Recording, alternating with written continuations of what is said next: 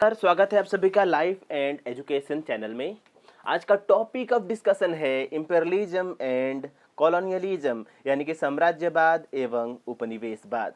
जब हम साम्राज्यवाद और उपनिवेशवाद को देखते हैं तो ये जो वर्ड्स है दोनों हमको लगता है सेम सेम लगता है कि इसमें बहुत ही अंतर नहीं होगा, लगता है कि एक जैसा ही वर्ड है।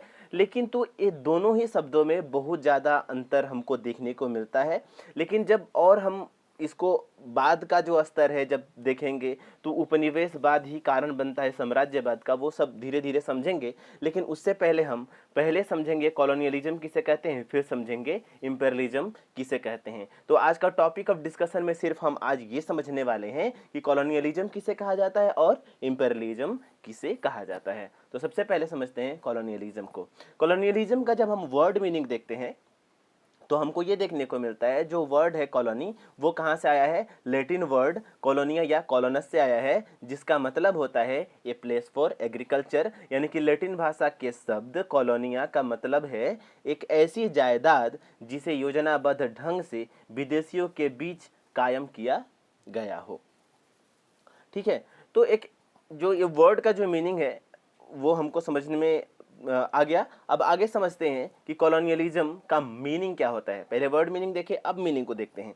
देखिए, किसी समृद्ध एवं शक्तिशाली राष्ट्र द्वारा अपने विभिन्न हितों को साधने के लिए किसी निर्बल किंतु प्राकृतिक संसाधनों से परिपूर्ण राष्ट्र के विभिन्न संसाधनों का शक्ति के बल पर उपभोग करना ही उपनिवेशवाद कहलाता है। यानी कि the practice by which a powerful countries directly controls less powerful countries and uses their resources to increase its own power and wealth।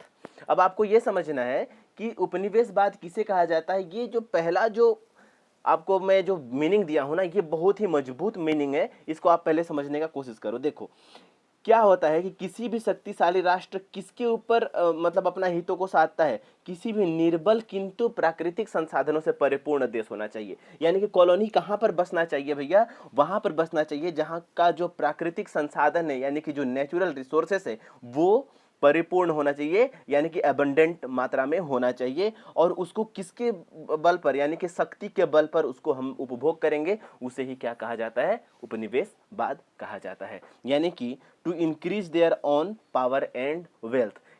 Colonialism क्या है कि किसी भी राष्ट्र का जो रिसोर्सेस है उसको यूज करो, किसके दम पर, अपने पावर के दम पर। और क्या बढ़ाने के लिए, अपना पावर एंड वेल्थ, मतलब हमारा नाम ज्यादा हो, हमारा फेम ज्यादा हो। कोई भी यदि बोले कि ये कौन है, तो ये अमेरिका है या मैं स्पेन हूं या पुर्तगाल है, तो लोग आपको समझे कि हाँ ये बहुत पावरफुल कंट्री है, इसका नाम है, इसका पावर है, इसके पास बहुत धन है। तो कोई भी कंट्री एक दूसरे कंट्री पर इसलिए ही कब्जा करता है, कॉलोनियलिज्म यानी कि करना चाहता है, उपनिवेश करना चाहता है, कि उसका जो शोहरत हो वो ज़्यादा हो, उसका जो पावर है वो ज़्यादा दिखे और लोगों में उसका जो नाम है वो बना रहे और उसके पास धन भी बहुत ज़्यादा रहे, यानी कि वेल्थ भी बहुत ज़्यादा रहे। इसे ही कॉलोनियलिज्म कहा जाता है। आगे देखिए, कॉलोनियलिज्म का एक्सपांशन के बारे में तो हम समझेंगे क्योंकि ये जो वीडियो है वो बहुत सारे पार्ट्स में आएंगे। कॉलोनियलिज्म एंड इंपीरियलिज्म एक बहुत बड़ा ही टॉपिक है।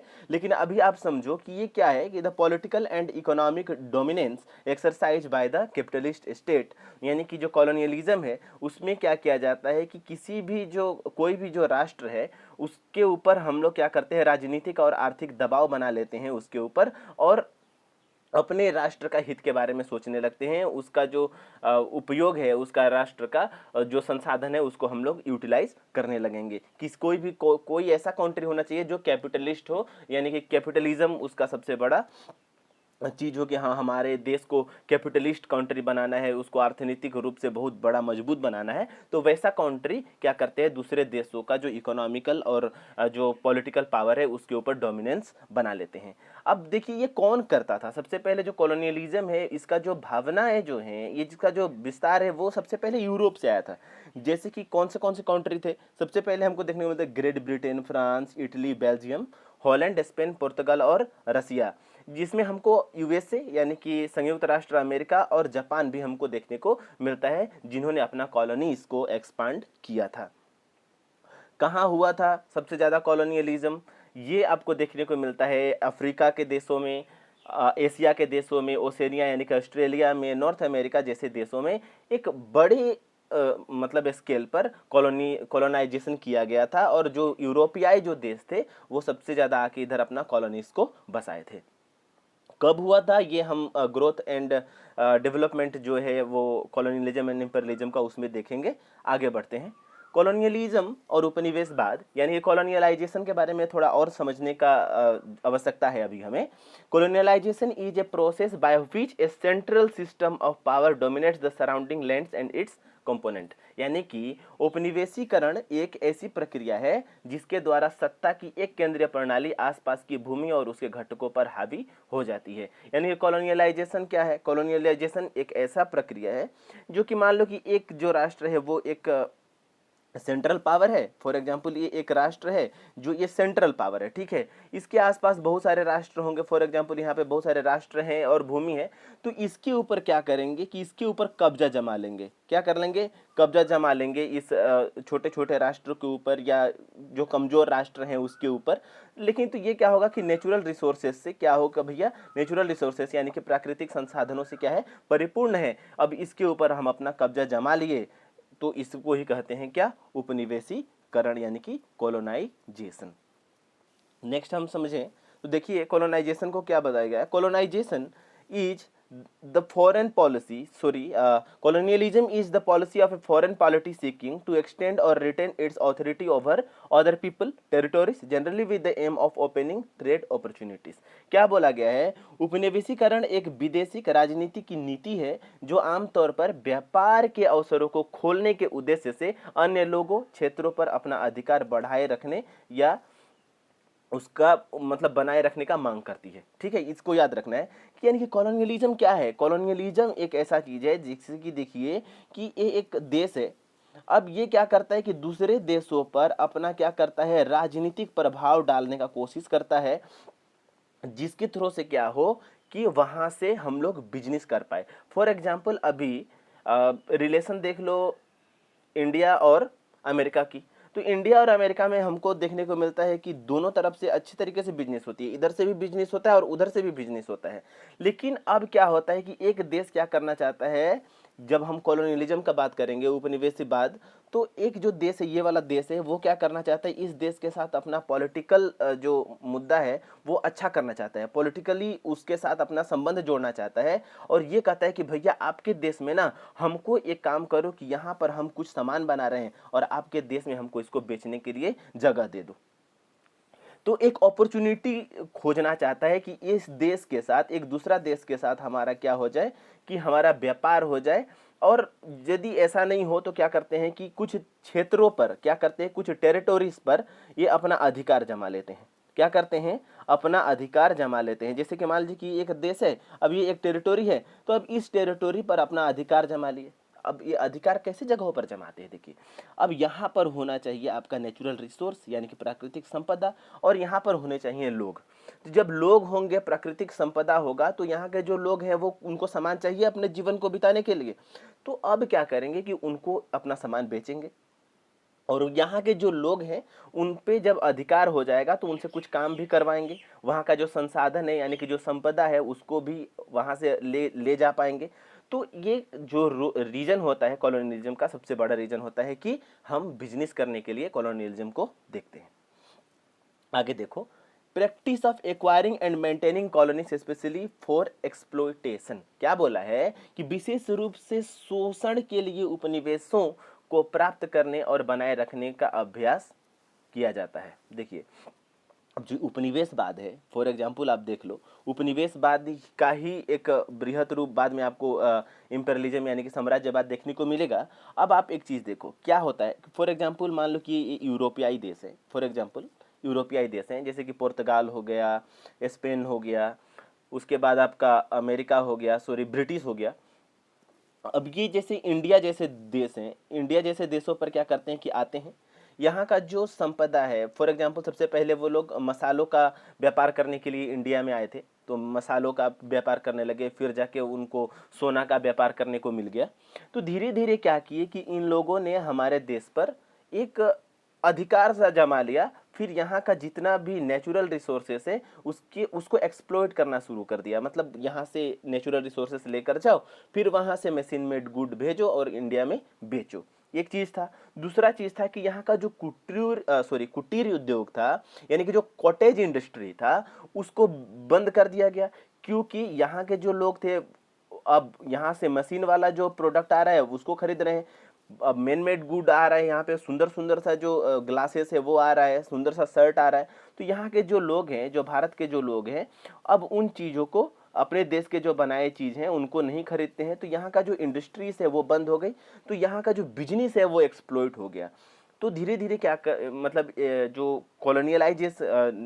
जो कॉलोनियलिज्म है उसका जो सबसे बड़ा कारण होता है, उसको वो लोग चाहते हैं कि जो वहाँ का जो संपदा है उसको एक्सप्लॉइट कर दो, वहाँ का जो बिजनेस है उसको मतलब अपने हाथ में ले लो, और वहाँ का जो संसाधन है उसको जब आप एक्सप्लॉइट कर दोगे, वहाँ का मतलब वहाँ का जो कॉलोनी है, वहाँ का जो फैक्ट्रीज है उसको आप एक्सप्लॉइट कर दोगे, तो हमारा ही सबसे ज़्यादा बिजनेस वहाँ पर चलेगा। हम जो सामान को बनाते हैं वो सामान ज़्यादा बिकेगा। तो ये सबसे बड़ा कारण होता है कॉलोनी का कि भैया वहाँ का जो भी चीज़ है उसको क्या कर लो, शोषण करो, यानी कि एक्सप्लॉइट कर दो किसी भी चीज़ों को।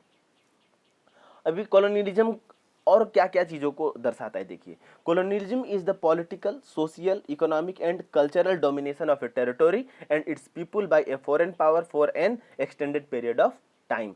इसको समझने का कोशिश करना, क्या बोला है, एक्सटेंडेड पीरियड ऑफ टाइम, यानी कि एक बहुत बड़ा अवधि, एक समय लिया जाएगा जिसमें किसके ऊपर डोमिनेशन किया जाएगा, पॉलिटिक्स, सोसाइटी, इकोनॉमिक और कल्चर। यानी कि आप राजनीतिक, सामाजिक, आर्थिक और सांस्कृतिक जो भी क्षेत्र हैं उसके ऊपर अपना वर्चस्व जमा लो, और क्या करो, बहुत दिनों तक उसके ऊपर वर्चस्व जमाए रखो, और अपना बिजनेस को, यानी कि जो अपना व्यापार है उस देश में अपना व्यापार को बनाए रखो। क्योंकि राजनीतिक और जो सामाजिक, आर्थिक और जो सांस्कृतिक जो चीज़ें हैं जब आपके वर्चस्व में आ जाएंगी, आपके दबाव में आ जाएगा, तो आप जैसा व्यापार करना चाहेंगे उस कंट्री के साथ वैसा कर सकते हैं। तो उससे लाभ क्या होगा कि जो दूसरा कंट्री है, जो पावरफुल कंट्री है, जिस देश पर वो कब्जा करके या अपना वर्चस्व जमा के वहाँ पर बिजनेस कर रहा है, वहाँ पर इसको ज़्यादा से ज़्यादा बेनिफिट मिलेगा, यानी कि लाभ मिलेगा। ठीक है, तो ये सबसे बड़ा कारण होता है कॉलोनियलिज्म का।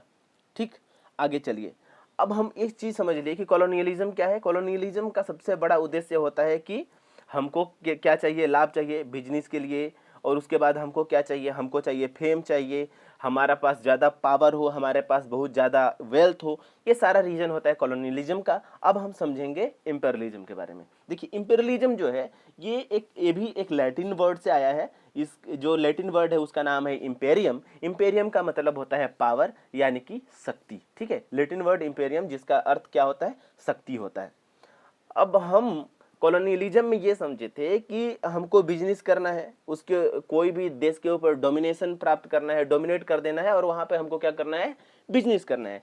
लेकिन ये जो साम्राज्यवाद है ये एक नया चीज लेकर आया है। बोलता है कि नहीं, हम बिजनेस ही नहीं करेंगे, बल्कि जिस देश पर हमारा कब्जा होगा वहां पर हम करेंगे रूल, यानी कि हम वहां पर करेंगे राज्य। ठीक, अब देखिए, ये state policy of extending power and dominion specially by direct territorial acquisition और by gaining political and economic control of other areas. अब ये तो क्या कहते हैं कि जो इंपेरियलिज्म है, जो साम्राज्यवाद है, वो प्रत्यक्ष क्षेत्रीय अधिग्रहण करते हैं, यानी कि उसके ऊपर प्रभुता जमा लेते हैं डायरेक्ट, प्रत्यक्ष रूप से, डायरेक्ट रूप से। भैया ये जो आपका स्टेट है, मान लीजिए कि आपका राज्य है, इसको हम जीत लिए हैं, यहाँ का राजा हम बनेंगे, यहाँ का प्रधानमंत्री हम बनेंगे, तो प्रत्यक्ष रूप से क्या करते हैं, उस जगह को एक्वायर कर लेता है, यानी कि जीत लेता है, अधिग्रहण कर लेता है। यहाँ तो यदि डायरेक्ट रूप से अधिग्रहण नहीं किया है तो उसको political and economic control gain कर लेता है, यानी कि मान लो कि वहाँ का जो राजनीतिक जो चीज है और वहाँ का जो आर्थिक जो नियंत्रण है वो अपने बस में कर लेना इंपेरियलिज्म कहलाता है।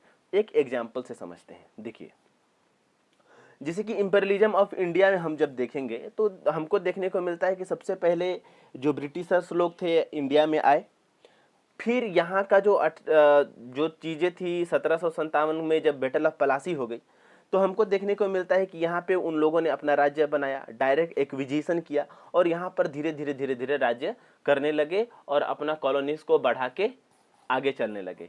लेकिन अब क्या हुआ कि 1857 में जब 1857 का विद्रोह हुआ, उसमें रानी जो साहिबा है वो बोले कि नहीं भैया, आप लोग कॉलोनी जो आप लोग चला रहे हो वहां पर आप लोग देश को ज्यादा फायदा नहीं दे रहे हो, ठीक है, आप देश को ज्यादा फायदा नहीं दे रहे हो। अब ये जो रूल है वो गवर्नमेंट के हाथ में आ जाएगा। तो रानी जो है वहाँ हमारे भारत की डायरेक्ट रूलर बन गई और वहां पर राजनीतिक और आर्थिक जो नियंत्रण है वो उसके हाथों में चला गया। तो इस तरीके से इंपेरियलिज्म का विस्तार होता है और इसको इंपेरियलिज्म कहा जाता है।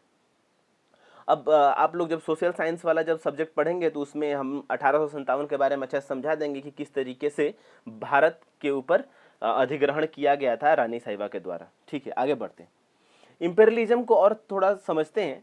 Imperialism involved the practice of the theory and the attitude of dominating metropolitan center ruling a distant territory, while colonialism referred to the implanting of the settlement on a distant territory. अब एक चीज समझो, साम्राज्यवाद एक दूर के क्षेत्र पर शासन करने वाले एक हावी महानगरीय केंद्र का अभ्यास, सिद्धांत और दृष्टिकोण शामिल था। यानी कि जो साम्राज्यवाद है वो एक जो दूर का जो एरिया है, मान लो कि एक दूर का राष्ट्र है। फॉर एग्जांपल हम देख ही रहे थे कि ब्रिटिश के लोग इंडिया में आके रूल किए, चाइना में जाके रूल किए, हमारा जो ये श्रीलंका है उसके ऊपर रूल किए, बांग्लादेश, पाकिस्तान, ये जो एशियाई देश हैं प्रायः उसके ऊपर उन लोगों ने रूल किया। लेकिन वो कहाँ है भैया, बहुत दूर है। लेकिन तो उन्होंने क्या किया कि यहाँ पर एक अपना जो मतलब जो पावर है, जो शासन है, वहाँ उसको हावी रखा हमारे जो केंद्र पर, उसको साम्राज्यवाद कहा जाता है। लेकिन जबकि उपनिवेशवाद एक दूर के क्षेत्र में बस्तियों को आरोपण और संदर्भित करता है। यानी कि क्या करता है कॉलोनियलिज्म, क्या करता है कि भैया कॉलोनियलिज्म जो है वो दूर से तो आता है, अपना बस्ती बसाता है, लेकिन उसका सबसे बड़ा कारण होता है कि उसको करना है बिजनेस। क्या करना है, वो बिजनेस करने के लिए अपना सेटलमेंट को बसाता है। और इंपेरियलिज्म में जो अपना जो लोग कॉलोनी को बसाते हैं वो राज्य करने के लिए बसाते हैं। तो ये डिफरेंसेस है। यानी कि कॉलोनियलिज्म बिजनेस करने का सबसे बड़ा माध्यम बनाया जाता है, वहां पर कॉलोनी बसाया जाता है। लेकिन इंपेरियलिज्म में जो बस्ती बसाए जाते हैं, जो नगर बनाए जाते हैं, उसमें जो मेन कैपिटल होता है उसको अपना अधिकार में ले लिया जाता है और जो आसपास का जितना भी उसका क्षेत्र है उसके ऊपर अपना राजत्व को कायम रखना ही साम्राज्यवाद कहलाता है। तो अभी तक हम समझे हैं कि कॉलोनियलिज्म और इंपेरियलिज्म क्या है, यानी कि उपनिवेशवाद और साम्राज्यवाद क्या है। हम अगले वीडियो में देखेंगे कि उपनिवेशवाद और साम्राज्यवाद का विकास कैसे हुआ और कब कब हुआ, उसके बारे में समझेंगे। तो अभी तक ये क्लास अब ख़त्म कर रहा हूँ। तो अभी तक यदि आपने मेरे चैनल को सब्सक्राइब नहीं किया है तो चैनल को सब्सक्राइब कर लीजिएगा, वीडियोस को लाइक कर दीजिएगा। और यदि किसी भी तरीके का प्रॉब्लम और भी हो, यदि आपको लगता है कोई दूसरा टॉपिक भी आपको समझना है, तो आप कृपया कमेंट जरूर करिएगा। धन्यवाद।